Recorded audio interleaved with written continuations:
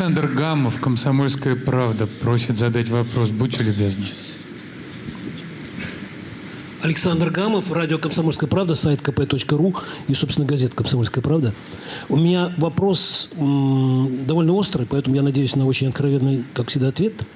Вот вы, Владимир Владимирович, расставляете на постах глав регионов людей из своего ближайшего окружения.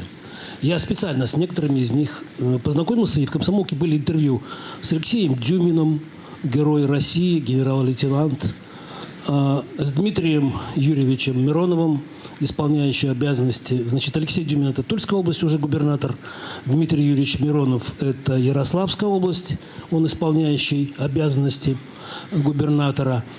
Вот. И мне показалось, что это продолжение той традиции, которую вы начали, по-моему, где-то лет 8 назад, когда назначили, собственно, человека со стороны, главой Ингушетии, Юнусбека Евкурова, который тоже генерал, майор, герой России. И, как я понял, что он оправдывает доверие президента. Познакомился я и с самым молодым губернатором, исполняющим обязанности губернатора Калининградской области, это Антон Андреевич Алиханов, которому 30 лет.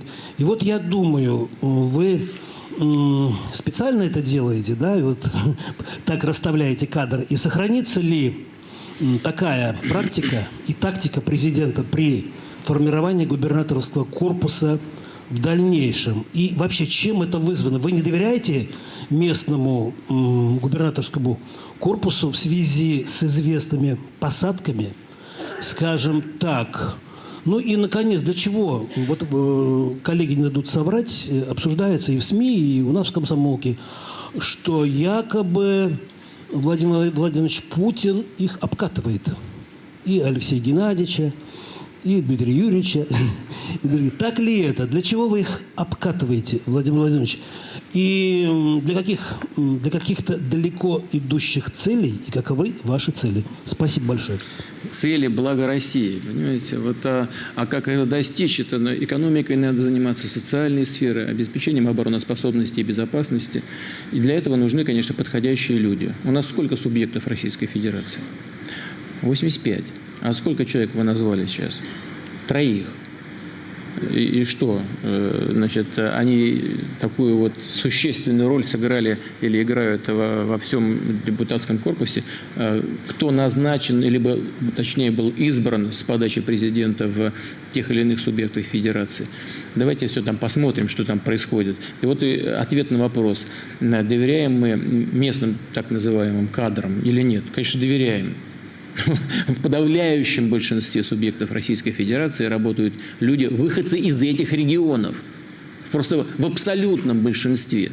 Но есть и случаи, когда, что называется, элиту нужно обновлять. Обновлять нужно кровь. Это совершенно очевидная вещь. И это, кстати говоря, востребовано гражданами региона.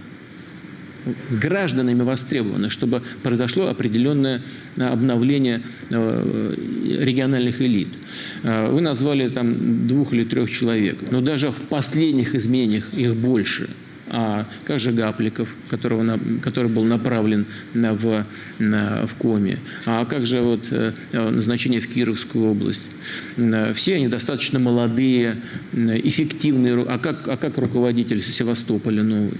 Вот все они достаточно энергичные, молодые и, на мой взгляд, перспективные руководители. Кстати говоря, хорошо себя зарекомендовавшие. Поэтому критерии отбора, личные и деловые качества, которые дают основания полагать, что эти люди будут эффективно справляться с возложенными на них обязанностями. Я очень на это и рассчитываю. По поводу того, какие там есть виды на них, это будет зависеть от них самих, от того, как будут граждане оценивать их работу. Вот Дюмин проработал полгода, по-моему, в Тульской области. За него проголосовало 85% граждан региона. Это хороший показатель. Но этого недостаточно. Теперь нужно показать результаты в практической работе. То же самое касается и других моих коллег, начиная там, от Севастополя, Кировской области или Ярославля. Вот я недавно разговаривал с легендарным человеком, с Терешковой, который мне сказал: ой, как Хорошо. Большое вам спасибо, что вы нашли такого человека к нам в Ярославль.